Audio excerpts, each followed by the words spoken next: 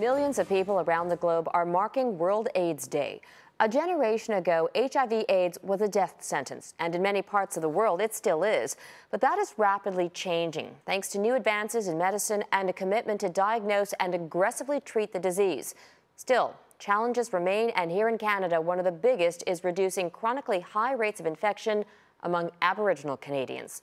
Sean O'Shea has our top story tonight. It started in Sydney. World AIDS Day, where people around the world acknowledge a disease that spans the globe. In Kenya, children whose parents died of AIDS living in a village where there are only young and old, a generation wiped out from the disease.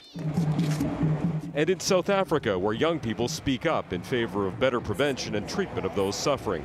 We're committed to fighting this disease and also pressuring our government to say, look, this is the actions that we want you to take. Governments around the world say eradicating HIV/AIDS is the goal.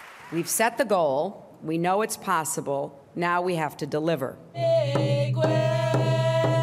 In Canada, more than 60,000 live with HIV/AIDS. Education's key, not easy in a country with diverse cultures. HIV/AIDS in the Aboriginal community is growing faster than other communities. Leaders say they embrace this year's World AIDS Day goal. 0 to new infections, 0 to AIDS-related deaths, and 0 to discrimination. While medical advances have been significant, HIV/AIDS educators say there is a downside. A lot of young people don't take the disease as seriously as they should. There is the sense that of HIV is not as risky as it was before, and the fake sense of security that we have these days, because we don't see many people dying of AIDS as we could see 30 years ago. And for those suffering, it's still an uphill battle.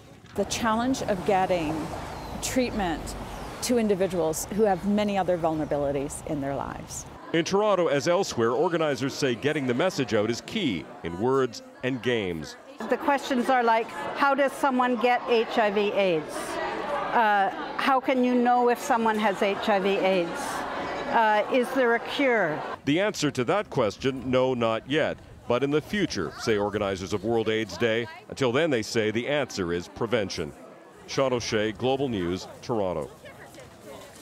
Worldwide, approximately 34 million people are currently living with HIV. Here in Canada, about 67,000 people have the disease.